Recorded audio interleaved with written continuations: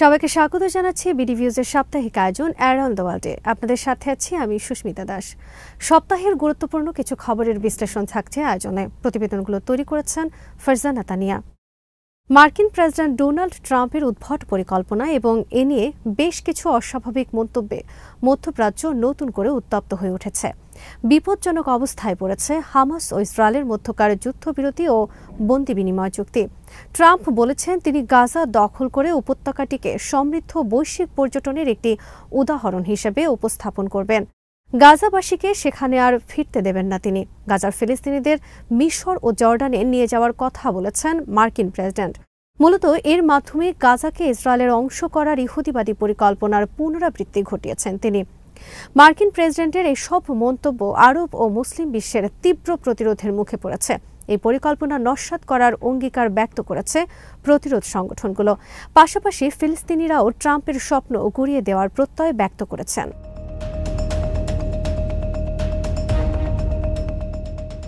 ফিলিস্তিনি জনগণকে তাদের নিজ ভূমি থেকে বাস্তুচ্যুত করা নিয়ে ইসরায়েলি প্রধানমন্ত্রীর করা সাম্প্রতিক মন্তব্য দৃঢ়ভাবে প্রত্যাখ্যান করেছে সৌদি আরব।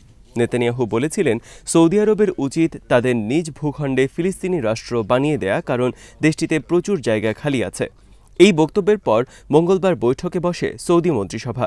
সেখানে মন্ত্রীরা বলেছেন নেতানিয়াহুর এই বক্তব্য মূলত গাজার ফিলিস্তিনি ভাইদের বিরুদ্ধে ইসরায়েলি দখলদার বাহিনীর চলমান অপরাধ ও জাতিগত নিধনযোগ্য থেকে দৃষ্টি সরানোর চেষ্টা। পররাষ্ট্র মন্ত্রণালয়ের আলাদা বিবৃতিতে বলা হয়েছে, ইসরায়েল চরমপন্থী এবং দখলদার মানসিকতার মাধ্যমে ফিলিস্তিনি ভূমির প্রকৃত তাৎপর্য এবং ফিলিস্তিনি জনগণের ঐতিহাসিক, আবেগপূর্ণ ও আইনি সংযোগকে উপেক্ষা করেছে।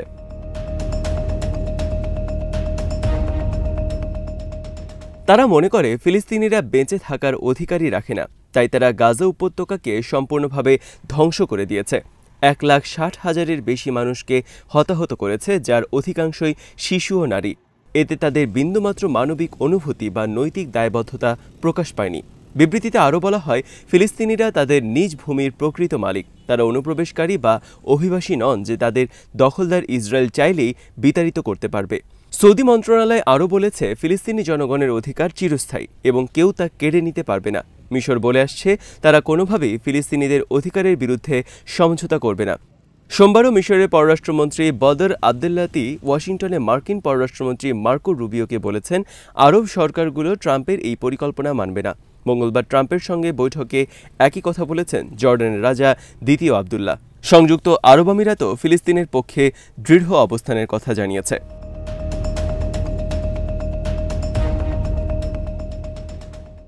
ফিলিস্তিনের গুরুতর পরিস্থিতি নিয়ে আলোচনার জন্য আরব দেশগুলোর অংশগ্রহণের শীর্ষ সম্মেলনের আয়োজন করার সিদ্ধান্ত নিয়েছে মিশর। মিশরের বিবৃতিতে বলা হয়, সাম্প্রতিক সময়ে মিশর আরব দেশগুলোর সর্বোচ্চ পর্যায়ে ফিলিস্তিন ইস্যুতে ব্যাপক আলাপ আলোচনা করেছে। ফিলিস্তিনিও সম্মেলনের অনুরোধ জানিয়েছে যাতে সংকটের সর্বশেষ পরিস্থিতি মোকাবিলা করা যায়। বিবৃতিতে বলা হয়, মিশর এই বিষয়ে আরব লীগের বর্তমান সভাপতি বাহরাইনের সঙ্গেও সমন্বয় করেছে। এদিকে গাজার সংকট নিয়ে ইসলামিক সহযোগিতা সংস্থা বা ওআইসির পররাষ্ট্রমন্ত্রীদের জরুরি বৈঠক ডাকার সিদ্ধান্ত নিয়েছে পাকিস্তান ও সৌদি আরব।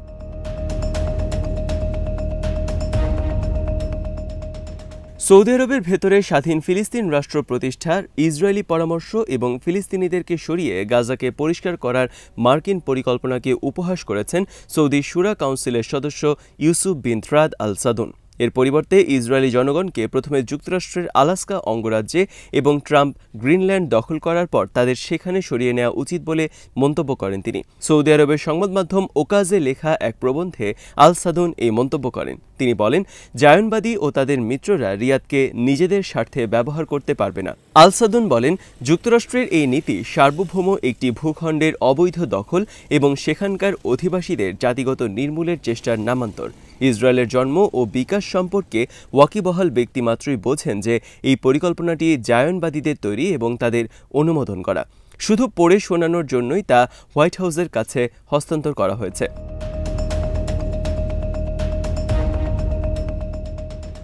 গাজার ক্ষমতাসীন হামাস ট্রাম্পের সর্বশেষ এই প্রস্তাবকে উদ্ভট বলে অভিহিত করেছে।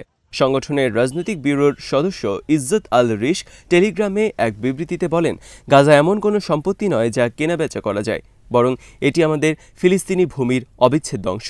তিনি বলেন, একজন রিয়েল এস্টেট ব্যবসায়ীর মতো মানসিকতা নিয়ে ফিলিস্তিনি সমস্যা মোকাবেলা করা যাবে না। ফিলিস্তিনি জনগণ তাদের বাস্তুচ্যুতি ও নির্বাসন পরিকল্পনা ব্যর্থ করে দেবেন।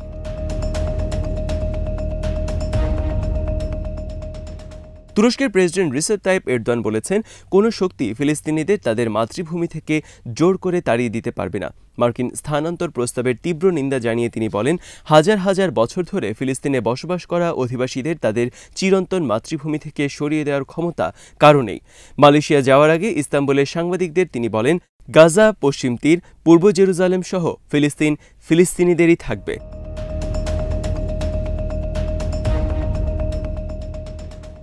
ট্রাম্পের জঘন্য প্রশ্রয়ে গাজায় যুদ্ধবিরতি লঙ্ঘন করেই চলেছে ইসরায়েল। এই যুদ্ধবিরতির মধ্যেই ইসরায়েলি হামলায় শতাধিক ফিলিস্তিনির প্রাণ গেছে। এরপর কঠোর পদক্ষেপ নিয়েছে হামাস। ইসরায়েলি বন্দীদের মুক্তি স্থগিত রাখার ঘোষণা দিয়েছে সংগঠনটি। ইসরায়েলের বিরুদ্ধে যুদ্ধবিরতি চুক্তি লঙ্ঘনের অভিযোগ এনে সোমবার এই ঘোষণা দেওয়া হয়। পরবর্তী নির্দেশ না দেওয়া পর্যন্ত এটি কার্যকর থাকবে বলে জানান তারা। হামাসের অভিযোগ, যুদ্ধবিরতির শর্ত মানছে না ইসরায়েল। তারা ফিলিস্তিনিদের ওপর হামলা চালিয়ে যাচ্ছেন এবং মানবিক সাহায্য সরবরাহে বাধা দিচ্ছেন। শনিবার হামাসের আরও ৩ ইসরায়েলি বন্দীকে মুক্তি দেওয়ার কথা।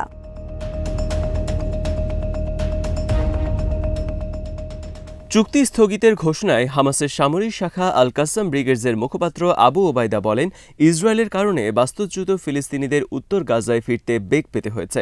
তাদের হামলার লক্ষ্যবস্তু করা হয়েছে। তাছাড়া গাজায় পর্যাপ্ত ত্রাণও পৌঁছাতে দেওয়া হয়নি। তাই পরবর্তী ঘোষণা না দেওয়া পর্যন্ত জিম্মি মুক্তি স্থগিত থাকবে।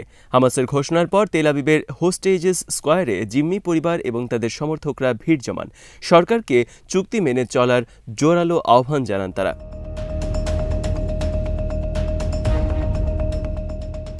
হামাসের এই আকস্মিক সিদ্ধান্ত ইসরায়েলকে কিংকর্তব্য বিমূঢ় করেছে। গাজায় আবারও যুদ্ধ শুরু করার হুমকি দিয়েছেন ইসরায়েলের প্রধানমন্ত্রী নেতানিয়াহু। হামাস চূড়ান্তভাবে পরাজিত না হওয়া পর্যন্ত ইসরায়েলি বাহিনী যুদ্ধ করবে বলেও পুরনো মন্তব্যের পুনরাবৃত্তি করেন তিনি।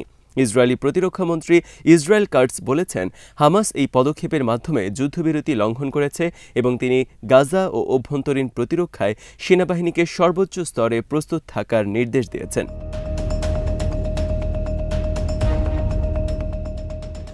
মন্ত্রিসভার জরুরি বৈঠক ডাকতে বাধ্য হন নেতানিয়াহু। গাজায় ১৫ মাসেরও বেশি সময় ধরে চলা যুদ্ধের পর গত ১৯ জানুয়ারি ইসরায়েল ও হামাসের মধ্যে যুদ্ধবিরতি কার্যকর হয়। চুক্তি অনুযায়ী প্রথম ধাপে ৩৩ বন্দীকে মুক্তি দেবে হামাস। এরই মধ্যে হামাসের কাছে বন্দী থাকা ১৬ জনকে মুক্তি দেওয়া হয়েছে। এর ধারাবাহিকতায় আগামী শনিবার আরও ৩ জন বন্দীকে মুক্তি দেওয়ার কথা হামাসের। তবে সোমবার মিশরের ২টি নিরাপত্তা সূত্র জানিয়েছে, মধ্যস্থতাকারীরা যুদ্ধবিরতি চুক্তি ভেঙে যাওয়ার আশঙ্কা করছেন।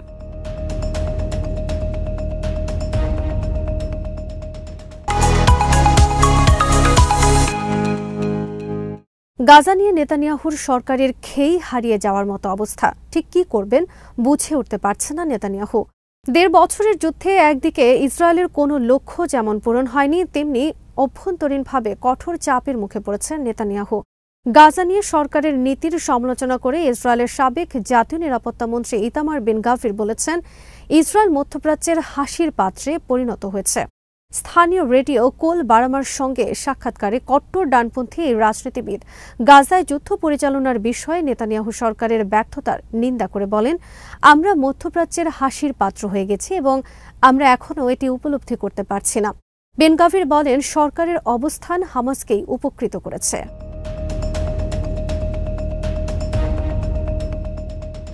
যুদ্ধবিরতির প্রথম ধাপে ৫ম ব্যাচের বন্দি বিনিময়ের ফুটেজ প্রকাশ করেছে হামাসের সামরিক শাখা আল কাসাম ব্রিগেডস।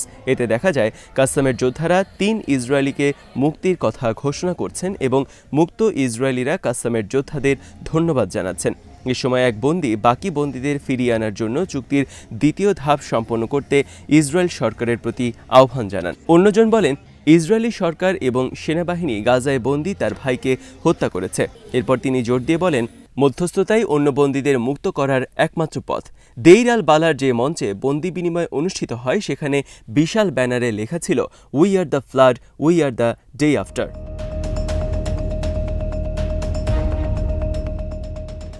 এই সময় সমরাস্ত্রের গিয়ারে হাত রেখে দাঁড়িয়েছিলেন সামরিক ইউনিফর্ম পরিহিত যোদ্ধারা। এই দৃশ্য ইসরায়েলে ব্যাপক ক্ষোভের জন্ম দিয়েছে। ইসরায়েলের i24 নিউজের আরব বিষয়ক ভাষ্যকার জাভি ইয়েজেলকলি বলেছেন, এই দৃশ্য ইসরায়েলের জন্য অপমানজনক। হামাস এর মাধ্যমে বিশ্বকে, বিশেষ করে ডোনাল্ড ট্রাম্পকে কঠোর বার্তা দিতে পেরেছেন। তিনি বলেন, ইসরায়েল হামাসকে সামরিকভাবেও পরাজিত করতে পারেনি, গাজার শাসন ব্যবস্থায় তাদের ক্ষমতাও হ্রাস করতে পারেনি।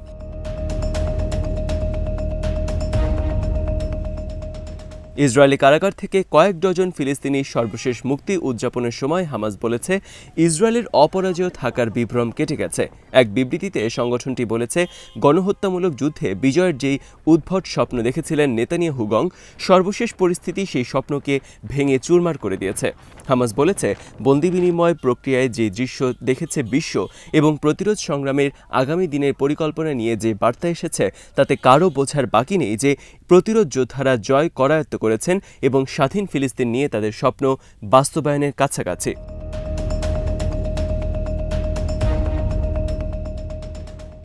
গাজা উপত্যকা থেকে ফিলিস্তিনিদের জোরপূর্বক বাস্তুচ্যুত করার মার্কিন পরিকল্পনার তীব্র নিন্দা জানিয়েছে লেবাননের প্রতিরোধ আন্দোলন হিজবুল্লাহ। তারা বলেছেন, এটি সেই বিপর্যয়ের ইতিহাসের পুনর্লিখন যেখানে আদিবাসী ফিলিস্তিনিদের জোর করে তাদের বাড়িঘর থেকে উচ্ছেদের চেষ্টা করা হচ্ছে। হিজবুল্লাহ বলেছে, কিন্তু এই পরিকল্পনার বাস্তবায়ন সম্ভব নয়, কারণ যুক্তরাষ্ট্র ও ইসরায়েলের যৌথ যুদ্ধ মেশিন নিরলস আগ্রাসন চালিয়েও ফিলিস্তিনি জনগণের মনোবল ভাঙতে পারেনি।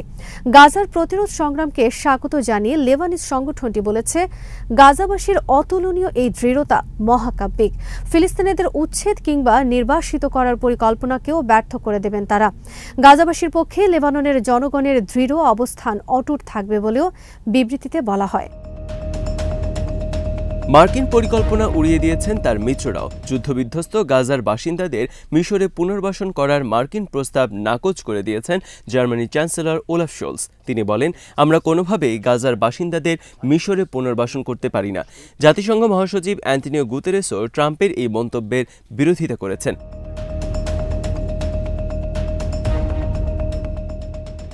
এদিকে ইসরায়েলের পক্ষাবলম্বন করে আন্তর্জাতিক অপরাধ আদালত বা আইসিসির ওপর ট্রাম্প যে নিষেধাজ্ঞা দিয়েছেন তার নিন্দা জানিয়েছে আদালতটি।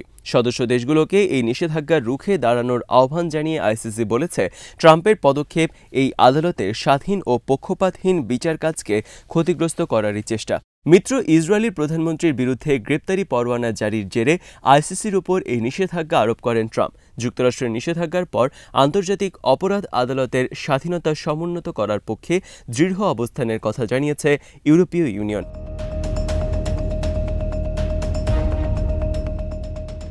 বৈশ্বিক অঙ্গনে মার্কিন প্রেসিডেন্টের হঠকারী বিভিন্ন সিদ্ধান্ত তীব্র সমালোচনার মুখে পড়েছে। অন্যদিকে ইসরায়েলি প্রধানমন্ত্রীও বৈশ্বিক ও অভ্যন্তরীণভাবে আরও কোণঠাসা হয়ে পড়েছেন। হামাস তার দৃঢ় অবস্থান অটুট রেখেছে। গাজাবাসীর পক্ষে দৃঢ়ভাবে দাঁড়ানোর অঙ্গীকার পুনর্ব্যক্ত করেছেন মধ্যপ্রাচ্যের প্রতিরোধ অক্ষ। ইরান, তুরস্ক, সৌদি আরব, আরব আমিরাত, মিশর, জর্ডান সহ আরব ও মুসলিম বিশ্ব গাজার পক্ষে কঠোর অবস্থান নিয়েছে। দৃশ্যপট বলছে, সবার সমন্বিত পদক্ষেপে যথারীতি ব্যর্থ হবেন ট্রাম্প ও নেতানিয়াহু। আরও একবার বিজয়ের উল্লাসে মেতে উঠবেন ফিলিস্তিনিরা।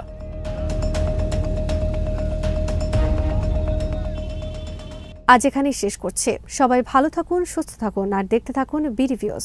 চ্যানেলটি ভালো লাগলে সাবস্ক্রাইব করুন, সংযুক্ত থাকুন আমাদের ফেসবুক পেজে।